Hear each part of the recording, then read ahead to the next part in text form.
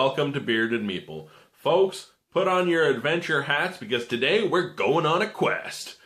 We're going to look at a micro game designed by Josh Rivers and brought to us by the Flux Capacity. It's Khrysos Hunters.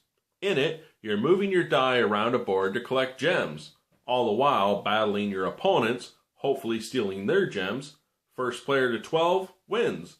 It seems simple enough, but everything you do is based on one die roll. So are you going to be able to get the gems? Are you going to be able to do the attacks you want? Or maybe you just have to maneuver yourself so you can get them next time.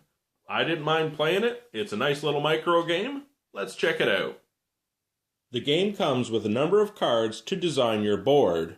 They suggest using numbers at least 1 through 6, although you may build your map as large as you choose.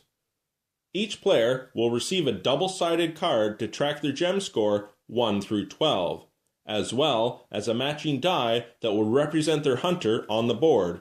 The top value of die is your health value. There are 14 hunters available in the game. You deal out cards based on the number of players, and you play one at a time. You place your current hunter on your scoreboard to track the number of gems you've collected. On your turn, you will roll a white die. The number value will determine where a gem is placed on the map. As well, the number value will dictate any movement or action points you may use that turn. It's Red's turn. They've rolled the die, and it's a 3. You place a gem where the number indicates, and Red may use the die roll for movement or actions, or both. You may move, act, and move again as long as the value does not exceed the die roll. And when it comes to actions, you may do the actions as 3 indicates, or you may also combine them. They may do 2 and 1 as well. There are also blue and red gems in the game.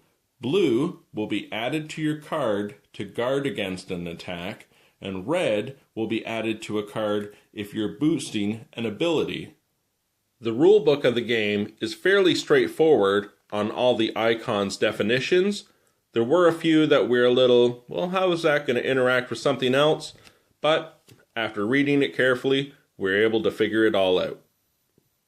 As the game progresses, you are obviously going to deal damage to the endurance of players. If one hunter defeats another, to the victor go the spoils. The victor will gain 2 gems, while the opponent will lose 2 gems.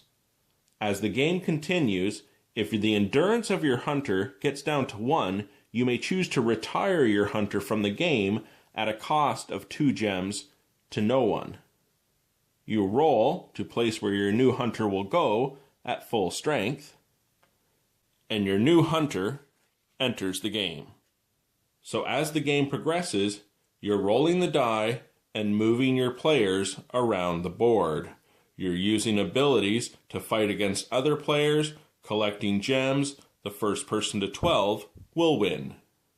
And that, my friends, is Khrysos Hunters. I will say right off the bat, just go ahead and pick up the expansion. It adds up to 6 players, you get more map tiles, and you get other hunters. Because really, for what it's worth, it's not a bad little micro game. It's not grandiose and scheming. You don't spend 20 minutes setting up a board with lots of little pieces. It's lay out your map, grab your hunters, roll, and do your thing.